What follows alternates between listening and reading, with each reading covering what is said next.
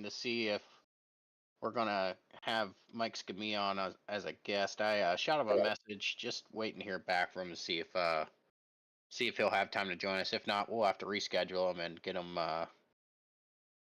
him in next week or one of the weeks after. I know we have another couple guests plugged in for that, so we'll keep everybody updated on that as we go. Other than that, again, working through some little things here. Some technical difficulties as we go, so we're getting through it and getting everything taken care of. Other than that, we'll start with the Daytona 24. So we had a couple different groups participating. I know our team from Midwest Motorsports had a group that participated in the Daytona 24. The admin team.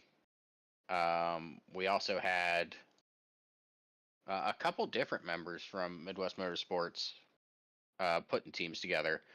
I know Jason Phillips and let me pull up those names here. That way I ain't getting the teams mixed up on who's with who. Jason Phillips, Shay McNeely, Zach Alexander, Robert Sanders, and Michael Harris Jr. Of Expand Your Mind Racing were able to pull away a P1 in the GT3 class, which kudos to them. I know when you're a GT3 out there, you're like you're basically like chumming the water for sharks. I found that the GTPs and I mean I might have also thrown RLMP into a couple places it probably shouldn't have been, but the GT3s were kind of just getting heck in our session. So props to you guys around the GT3. What Apex Racing team? Yeah. Team 1 consisted of Travis Rowe, Jesse Coffey, Mauricio Parada, Chase Fincher, and Cody Height. I hope I said his last name right. P2 finish in the LMP2 class. I know they had a sister team. I didn't get the information on who all was on that team, but they also pulled off a P2. So pretty cool to see both teams for Apex Racing Team pull off P2 finishes. Unfortunately, they were both split up into separate sessions. It would have been cool to see them pulled off in the same. Well, it would have been a P2, P3, but it would have been cool to see them pull off a same session stint. I know Johan had a team. He didn't post the information on who was on his team, but I believe they pulled off a P3. And John Daniels was also running on a team. I'd have to pull the information on that real quick, but there were quite a few people that participated. Even Aaron Holroyd had a team going with a couple people. I think Mike Odell was on that team. Yeah, last night. Go ahead. What'd they get? I'm not going to talk about how they did because I think they ran into some trouble. They started off P7. They ran a GTP class. So you got to give them props for going all out in the top league. Michael Odell and Robert Odell, and then Walker McAnulty, Aaron Holroyd, Ian Bakaitis, and David Wortman all ran the GTP Mission 22 USAA GTP. It looked pretty good, I think. So too bad they didn't do better, but they had a good time. I think they had more than one meatball. Had to spend a lot of time in the pits early, but they finished it out, and I hope they had as much fun as everybody else did. Yeah, it was so just to give you guys some insight, and I've heard it across the Daytona channel that we had open in Discord. There was a lot of trials and tribulations, at least in our session. I know the first lap of the race, JT was going into the bus stop, and there was just a bunch of calamity that happened, and I believe our LMP2 got caught up in that. I think we had 6 minutes of repair. And that was early in the race also, right? Lap 1. Oh my gosh. Yeah, well, lap 1. Like, I guess just a lot of people funneled into that bus stop, go for broke. A lot of people forget it's a 24-hour race, and they just wanted to race off the first lap and ended up collecting a bunch of cars. Pretty sure it was the GTPs, a couple LMPs, ours of course. And at that point, you kind of hang your head a little bit because you're like, dang, that's 6 minutes of repair on the first lap. But that's where the teammates come in handy to let you know, like, hey, we got 23 hours and 57 minutes left of this race. Like, keep your heads up. A lot can happen. We see a lot happen in our Midwest Motorsports League races in the matter of an hour or 45 minutes. So for a 24-hour race, you'd rather get those gremlins out of the way in the first 6 hours and then be able to have a consistent 18 hours of running. Well, speaking of teammates, the teammate of that Thaler group, Eric Thaler, brought it home to finish. So I think he ran a pretty good stint, keeping it home. Everybody was proud of him for keeping it clean. Not that they doubted him, but he was on pace and everything. I'm not used to seeing Eric Thaler in a prototype on a road course. Yeah, he'll run these special events, which is good to see. We didn't cut him any slack though. I know. I think they give you 100 incidents. Like the first 100 incidents are free. That 100th incident, you get a drive through, and then I think it goes. I can't remember if it's like every 25 or every 50. After that, you get another drive through. So by the time I got in the car, I think we had 80 incidents accrued, and we still had. I got in at like 11:40 in the morning, so we still had almost 6 hours left to race. So when I handed it over to Josh, I think there were 89 incidents accrued. And by the time Josh handed the wheel over to Eric, I think there were 96 incidents. So he had to run the rest of that stint, like his 2 hours of running, without gaining any more than 4 incident points, which is really hard to do, especially when you have those GTPs out there just throwing their car in wherever they can get it. So you have to be mindful of people coming up behind you, the off tracks, because the bus stop can be a bit tricky on entry. Like they'll hit you for an off track when you think you're still on. But Eric did great.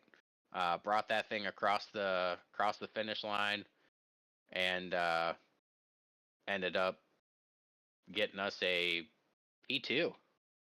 So it was a good start to the endurance race season. That is awesome. Yeah, did you get to watch the stream? I know we had a couple different streams running. Did you get to pop in and check any out? Yeah, I stopped in and said hi to Justin a couple of times. I also watched a lot of Jesse Coffey's stream. Did you see that his vertical stream got 35,000 views?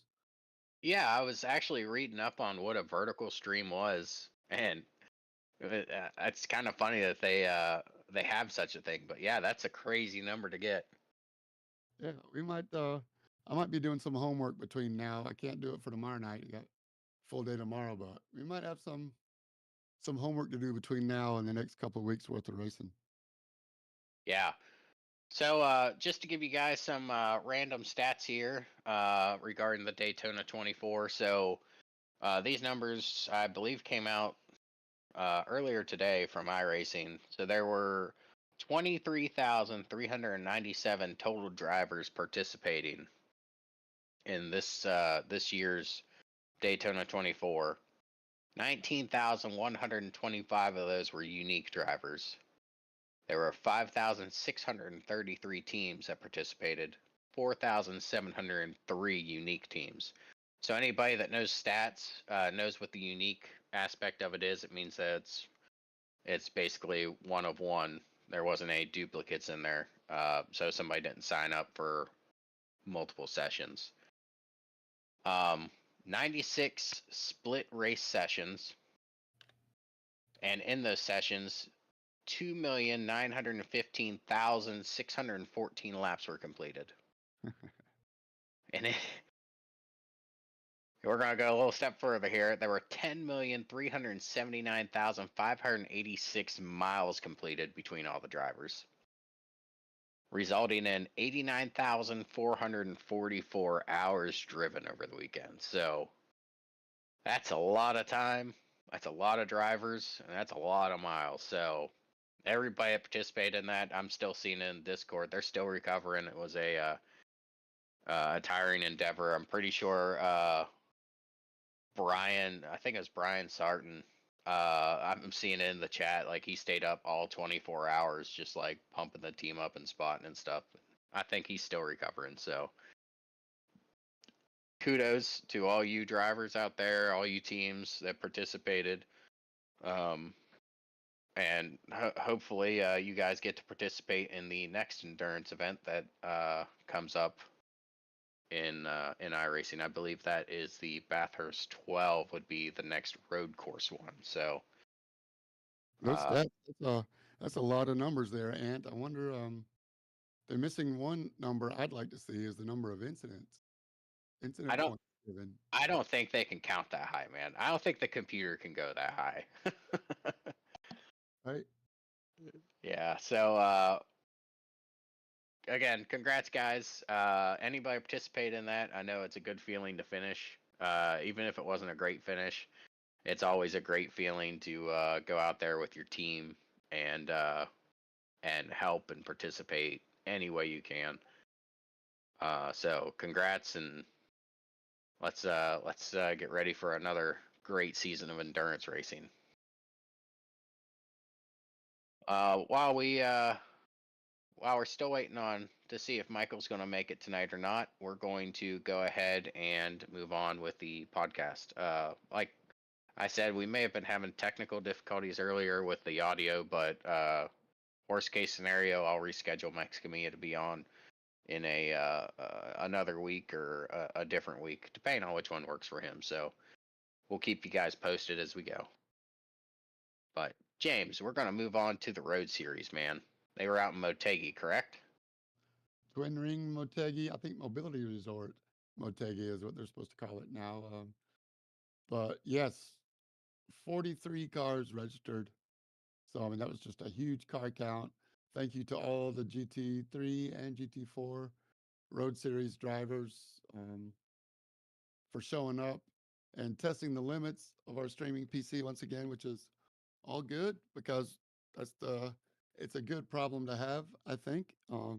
But our tech guys, Adam and Josh, got some stuff sorted out. I think there's a couple of things that we kind of trimmed the fat a little bit on the load and got it going towards the end. But man, there was so much action, and with 43 cars, the battles started on the opening lap and didn't end until everybody crossed the finish line. So it was really hard to catch everybody on the stream.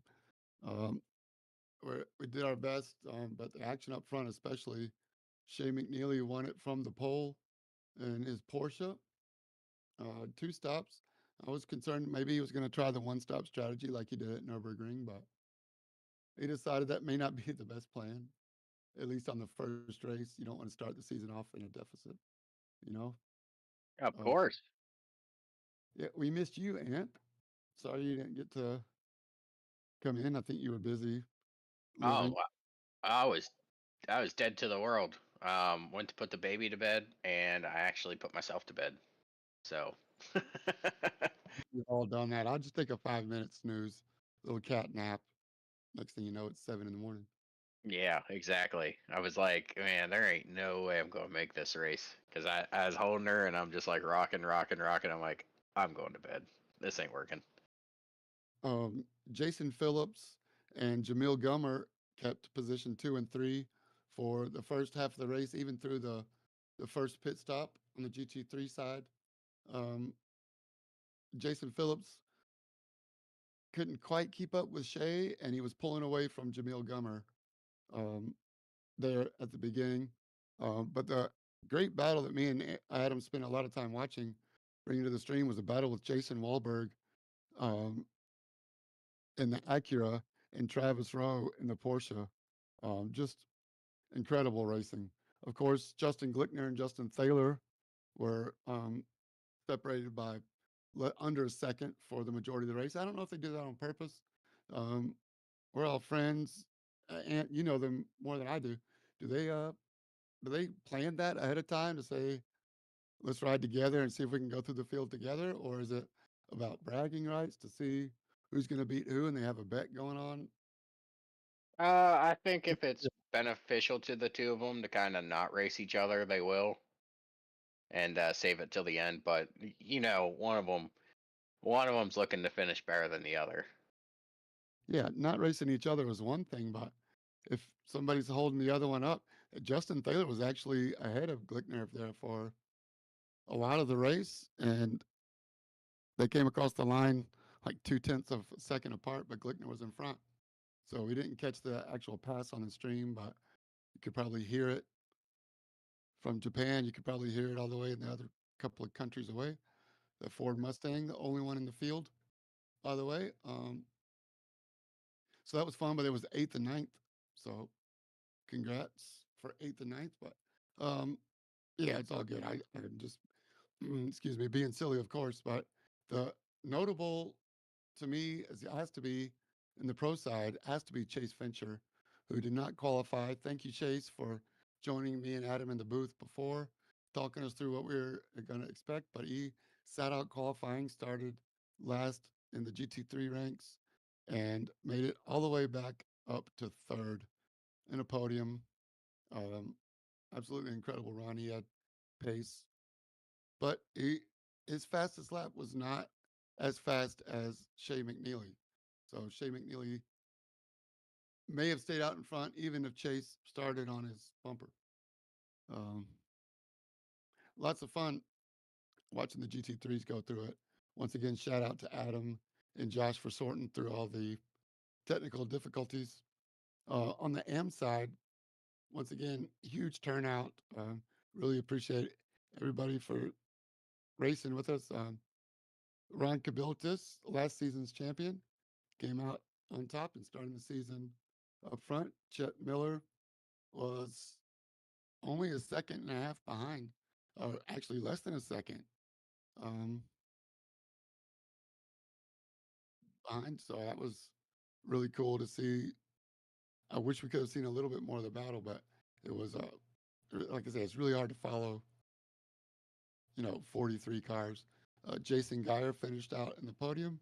Nicholas Ashland fourth, Ian Bakaitis fifth, and Hopper finished just outside the top 5 and sixth. All all those guys were on the same lap, all the way down to, let's see, oh shoot, they were only 2 laps behind the GT4s. So I think that's another notable that I thought they would be a little faster than just 2 laps. Yeah, Over, that's strange. yeah, over 60 minutes. Um, but it is a long lap at Motegi, so. And they had an additional pit stop, smaller fuel, so the GT3s had an additional pit stop. I think that was by design to make sure that the overall distance wasn't so great. But really cool. Matt Collada was the first one, 3 laps down, and then that's pretty much everybody else, only 3 laps down. So shout out to everybody that showed up, including Johan de Roy, former F3 champion when the Road Series was F3. Joined us back now that we're running GT3s. And I think you're going to have to watch out for him as the season progresses and he gets back, being comfortable in the sim rig. Tomorrow night, we go for the first endurance race, 100 minutes from Circuit Zolder. Oh yeah, Circuit Zolder. I've been seeing some practice sessions going up for Zolder. I haven't seen the forecast just yet. I'll have to hop in and take a look at that, see if they plan on raining. But a lot of people have been practicing with rain, so I'm kind of wondering if that might be the case. Yeah, but I mean, you never know with these guys. They're out practicing rain when they can, dry when they can. They're putting together a bunch of different sessions now to try and cover everything, every possible weather condition there could be. So Wet. intermediate to, little bit of rain to no rain to downpour, all the different scenarios they're trying to open up practice show, and I love to see it. I think it Yeah, says of a course. lot about the community. Yeah. And what's cool is it's not just one person putting on the practices. You're seeing a bunch of different people throwing up practice sessions in that road series chat, which is good to see. Again, the community; those guys are always trying to help each other out because they understand that the more people that run better, or the more people get the practice in and can improve their craft, the better racing they're going to get on their side. So it's good to see that. Was there any early season predictions you have here, James? Way too early predictions for the road series. Way too early. It is a relatively short series, 10 races for the whole season. So um, I'm not going to make any full season predictions till at least race 4, I should say, maybe the end of race 3.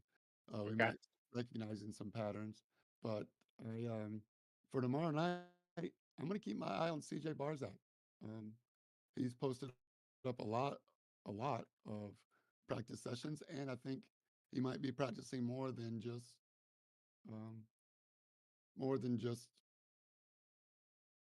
rain and dry. So more than just in a group, he might be doing a lot of his own practice and keeping something he finds to himself. Um, Justin Thaler says if it rains, make sure throw his name in the hat. Oh, I mean, it's going to bring the tires up to temp early, right? We heard that from Michael Odell. I think he's got potential if he gets the strategy right. I don't know. I seen a screenshot of that Mustang pretty sideways on a backstretch. I think Adam got a good one of them, and it was dry. So I don't know, man. If you add rain and the horsepower in that thing, the math just doesn't math to me. Right? But I don't. Justin must know something. I'd say you never know. I mean, talk's cheap. The proof will be in the pudding, and that total respect. And of course, he says put him on a list, but he didn't say which list. So That's a great point. That's a great point. So on the screen right now, like I said, it's early in the season, first race. I threw up the pro points. It ain't gonna matter much right now because it's just the finishing order. So y'all can take a look. That's the pro points, and they've been up for probably the last minute. So I'm gonna go ahead and switch it over to the AM points. Uh, but I'm glad that on the website, Steve made it to where you can uh, sort between AM and pro. It's gonna make things pretty nice when looking at the different battles between the two. So thanks, Steve. We appreciate that. you didn't know you can also in the search menu on the website, you can start to spell two drivers' names, and it'll pull two drivers up and bring all their stats up, even if they're not in the same screen or finishing start to finish right behind each other. So Oh, um, that's really cool. yeah, really cool feature. It's the filter drivers is what it says right above at the top of the name column. You can filter drivers, pick 2 or 3 or 4, and it'll show you all their stats. So thank you, Steve, for thinking about so many things. And I'm just curious if this is season 7 or season 8. I think there's one schedule that says season 9. That might be the YouTube um, playlist. So I don't know what season we're in, but um, whatever it is, if you're a road driver, this is the one to be in. Yeah. So right now I have the Midwest Motorsports AM division points up on the screen presented by McLaren. As you can tell, we got 7 McLaren drivers in the top 10 there in points. So they get to present the points this week. All right, so we'll go ahead and move on to the Oval Series side now. The again tomorrow, Circuit Zolder. It's our first endurance event of the season, correct? And that starts when, Well, the James? lobby opens at 7. Qualifying starts at 7:05. So there's only enough time for 1 or 2 laps of practice before the GT4s roll off. And if you haven't read the rule book, there's an updated rule about being on track and when you can come on and when you can start your final lap. So please read that list carefully. Something tells me that the rules admins are making changes to try to keep up with what they feel is right and uh, fair for everybody. So please read the rules and be familiar with them so you don't get dinged with a end of lane the next day or a drive through the race of. Please read the rules. Oh yeah, that's a great point. I believe JT and Gleckner both released uh, statements today about different rule changes. I think Gleckner had one with the qualifying, and JT had a revision to a different rule. I can't remember exactly what it was, but I'm sure if he's in the chat, he'll post up to read it anyways. So just skim Right. over, skim over the chat. You should be able to see it, and he should be able to take care of it and explain anything you guys need. That's if you have any questions about the Road Series rules, reach out to Justin Gleckner. He can take care of you. DM him directly and no less than 5 or 6 per question. He starts charging after 5 or 6. Sorry, Glenn. So move on to the Oval Series here. We had the trucks out at Indianapolis Motor Speedway. We'll start there because both stories are going to end up in the same place. So trucks out at Indianapolis Motor Speedway. Ian Silva, I tell you, that guy is a qualifying machine anymore. No question about it. He's got it figured out. The hot lap, and it's fun. It's fun to see it, man. Got to throw in something in the mix, and he's gonna get it together. Put the whole race together. Dover is next week. Could be the one. But yeah, congrats to Ian Silva for putting it on the pole. Um, right away, you could tell it was Indy.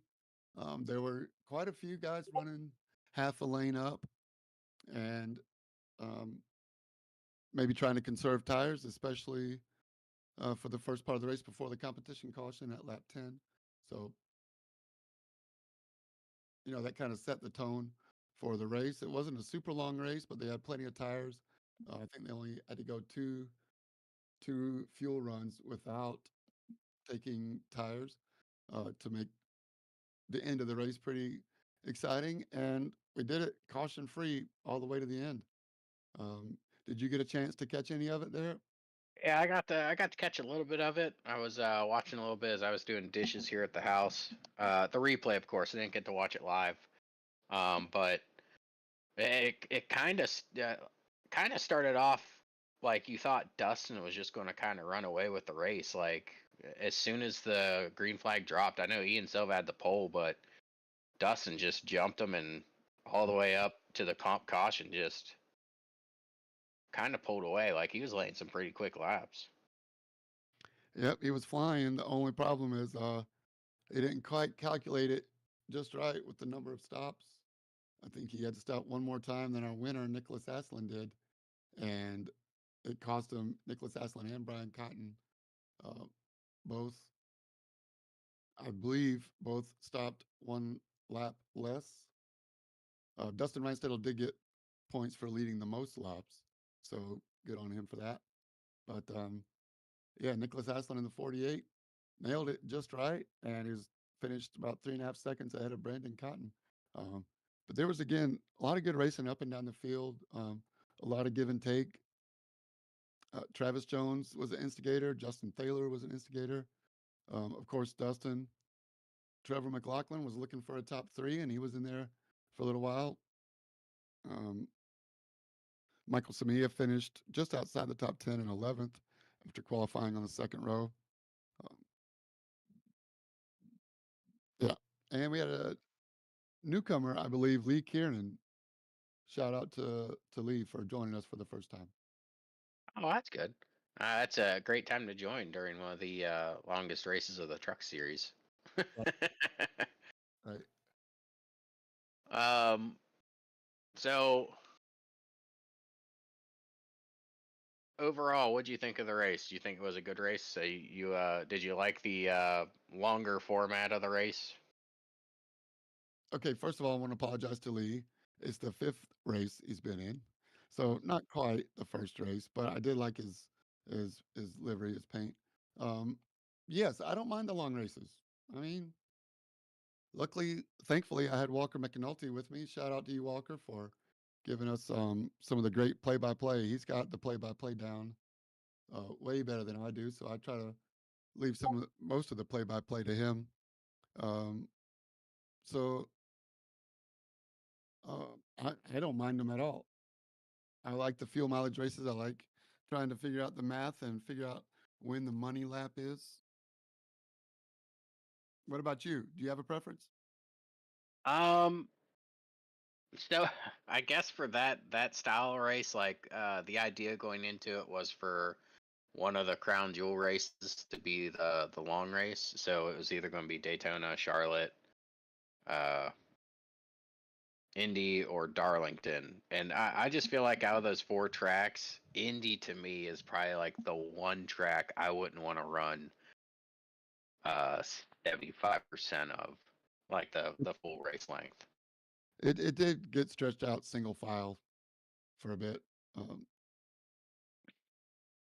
but there's nothing wrong with that. You still got to run clean laps, consistent laps, and it just lends itself to 4 90-degree turns. Kind of lends itself to being a game of consistency and running laps because those tenths of a second can play to your advantage or disadvantage, as you do a 30-lap run. And also a long pit lane, another really long pit lane, not quite as long as Pocono, but every pit stop, you pay for it.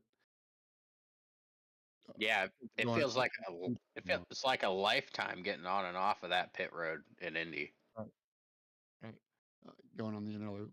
And yeah, like the screen shows, congrats to Eric Thaler for finishing 17 seconds ahead of Nicholas Aslan. Brandon Cotton was just 3 seconds behind, and Ian Silva fourth. I don't know if I misspoke earlier, but should have been watching the stream at the slide. But yeah, You're congrats good. to Eric Thaler. Yeah, congrats, Eric. Like we talked about, the story we're going to be telling here in the Oval Series all going to come to the same ending. So, Eric won the Truck Series race. I have the points up on the screen. Dustin still has a pretty good lead over Brandon Cotton. I think the last time we looked at the points, there was like a 100-point gap, but Brandon's been chipping that down. So, not 100 points, still a pretty big gap though. Trevor McLaughlin's putting on a pretty good show too. Back in third place, 399 points total. He's 16 points behind Brandon Cotton for second. Ian Silva, 385 points in fourth. This guy, the pole machine, the Ryan Newman of Midwest Motorsports, I believe, was what McNulty called him. Robert Sanders, fifth place, 376 points. Eric Thaler there, this weekend's winner, 361 points in sixth. And Mike Scamilla, 360 points. So tight battle there between sixth and seventh, eighth, ninth. You can throw those guys into that tight battle too. 357, 355 respectively, and then 341 for Nick Aslan. So I'd say from second place to fourth or fifth looks like they could have a little bit of a battle going depending on how the races go, but it's still a ways to go to catch number one. We'll see how if the drop races make any change or dent in that or what goes on there. But we'll have to see how the races turn out. Are the truck series at Dover this upcoming weekend? Dover, yes, they are. High bank concrete. I love Dover. Um, you got to throw it in there full send and drive out. We're going to see some self-cleaning accidents. If you think there's a wreck on the straightaway, just go high against the wall and you should be clear. Um, and the good news for our buddy Justin Thaler is that after Dover, we go back to a road course at Watkins Glen. So he'll be glad to know that he has a chance, if not this week, next week as well. Yeah, I'm just looking at it in the truck series, and I know Jimmy Johnson always had his way at the at Dover in that number 48 Lowe's machine. I'm kind of wondering if Nick Aslin's going to go into this weekend and have a Jimmy Johnson-esque good luck charm going into Dover. We'll have to see how everything plays out, but Nicholas Aslan runs the 48 and usually has a Lowe's paint throwback to my namesake, James Johnson, Jimmy Johnson. So I'm going to put my money, both dollars, on Nicholas Aslan. Both dollars. Both dollars. Man, that's the whole week allotment there. I'll go with you there. I'll agree. I think Nick Aslin's going to have a good day. I could see him winning Dover. It's a tough track, and it just seems like one of those tracks where he should have a pretty good race. Yeah. He is counting on some of the drop races to come into play, but Nicholas Aslan has had a really good run of podiums. 1, 2, 3, 4, 5, 6 podiums out of all the races we've had so far. So yeah, I think your usual contenders are going to be up front. You're going to see Dustin up there and Cotton, but I think Nick's going to be up there shaking up the leaderboard a little bit. So we're calling it here. We'll see how it turns out.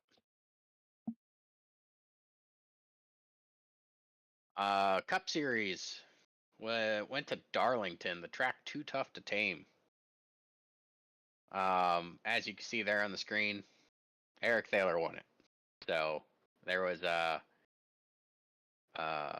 long story to get there. Darlington was the Cup Series endurance race, so 275 laps around Darlington, and you have to execute basically the race perfectly, otherwise you're going to end up with a wadded car, or in Eric's case, you're going to end up with half the car missing its paint. But on the right. Exactly. Yeah, we talked about that in the commentating booth, the broadcast booth, about Eric catching that wall more often than not. But he wasn't the only one. There were quite a few. I think everybody. I just want to bring up, before we get started too much, thanks for joining me in the booth. After you hit the wall too, but you didn't hit the outside wall. You somehow caught the inside wall. You want to tell us about that? oh yeah. So I use a VR headset and I plug it in whenever I ain't using it. So right now it's plugged in.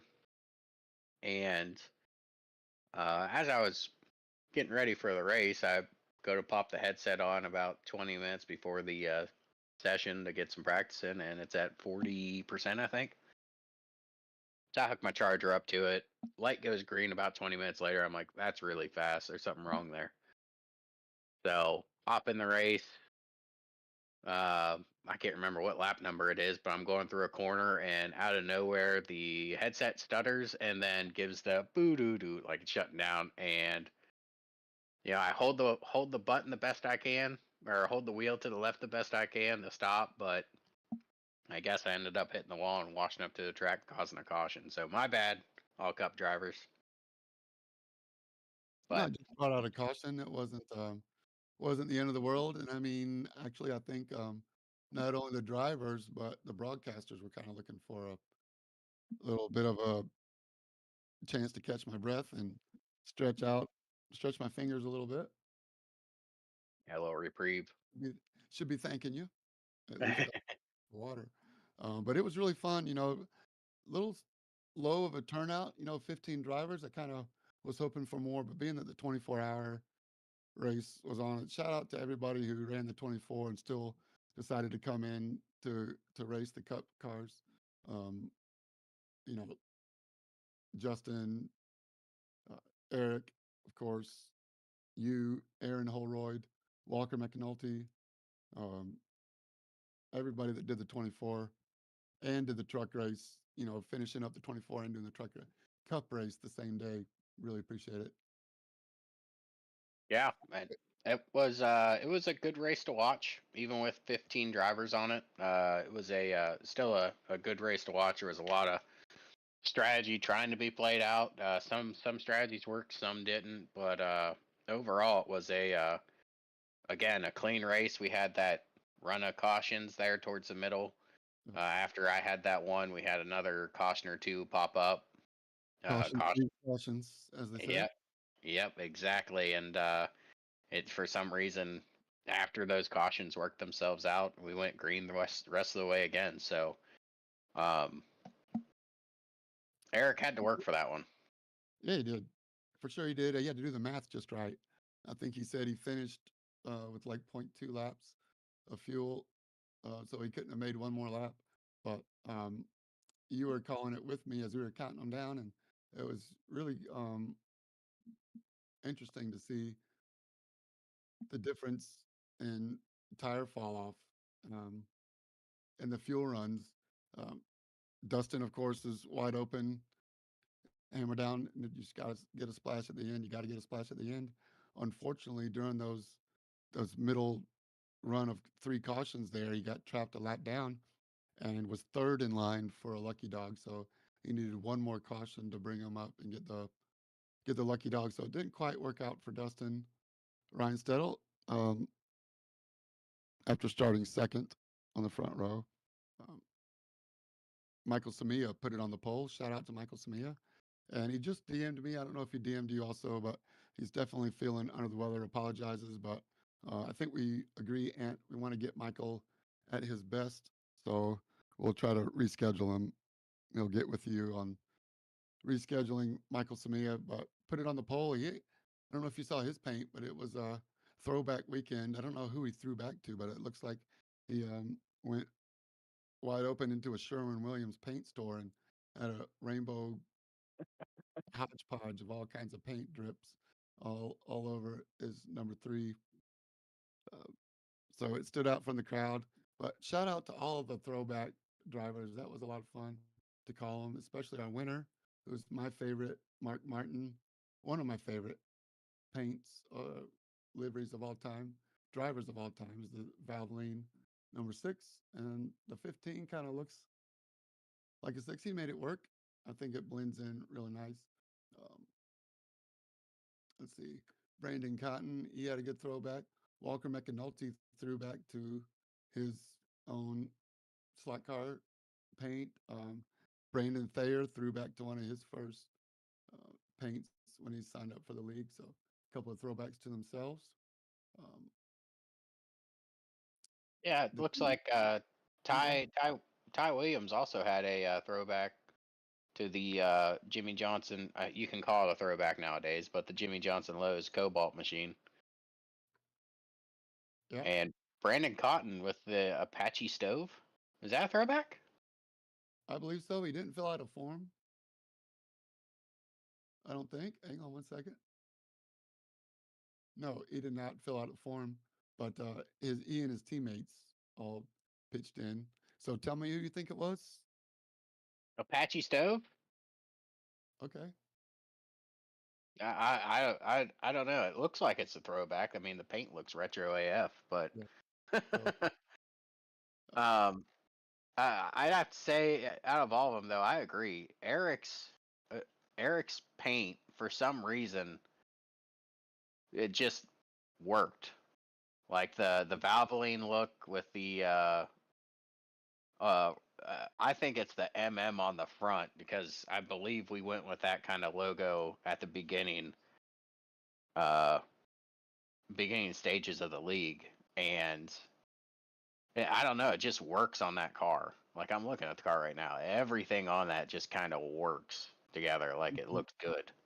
the one kind of, if you're looking at it real fast, as fast as it was going around Darlington, 200 miles an hour, the one kind of takes up the bottom gap on the 5 to make it look kind of like a 6 if you're, I don't know, if you squint like I have to sometimes. But another Mark Martin throwback was Trevor Mack, who threw back to the 2009 Kellogg's paint. The That looks CO, cool too. yeah. And So did you talk about JT running the Wood Brothers, Wood Brothers scheme? it looked good. It looks good. I mean, it looked like the Wood Brothers scheme with the Yeah. gold and everything. So shout out to them. Clarence Prince at the Burger King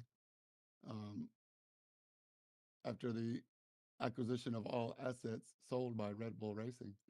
So, Clarence Prince, shout out to you, my friend. Thanks for giving us a cool throwback to look at. Thanks to everybody. Yeah. So the truck series, your guys' throwback weekend will be whenever you guys go to Darlington. That would be March 14th. So you guys have a little bit of time to get your paints together to put on a better show than what the Cup did with the paint scheme. So we're expecting some good things from you. That's right. But yeah, so Eric won the Darlington race along with the truck series race. So he swept the weekend and again brought home the Daytona 24. So he had a very active weekend. A lot of turning, braking. I know we use brakes in the oval side. It's surprising, but a lot of turning and braking. So good job, Eric, on the stellar weekend. Good job to anybody again that participated in the Daytona 24 and then had the gumption to go race in a league race over the weekend. It's grueling, but makes you feel better after it's all over with. I have the Cup Series points up on the screen here.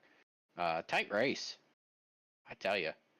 We got Eric leading the points at 454. Ty Williams 7 points back in second. Justin Thaler 2 points back from second place with 445. Brandon Cotton looks like he's 8 points back in fourth place at 437. You got a little bit of a gap back to Dustin Reinstedel at 411. Brandon Thayer 5 points behind him in sixth place at 406. Holroyd, I didn't get to ask him what exactly happened, but he dropped out of the Darlington race relatively early. He really stumbled on points, but that could be one of his drop races. So, he did 24 also. What's that? He did the 24 hours of Daytona too. So, I mean, it was a 2.5-hour race. I'm not going to knock anybody for not showing up or to the longest race. Oh, no, of course, of course.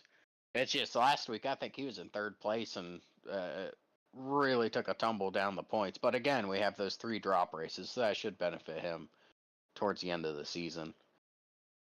Trevor McLaughlin there, 8th place, 9th place, Walker McNulty, and Sean Cunningham in 10th. So tight points battle in the Cup Series. Interesting to see how everything goes with Cup going into Dover as well this Sunday. So I don't know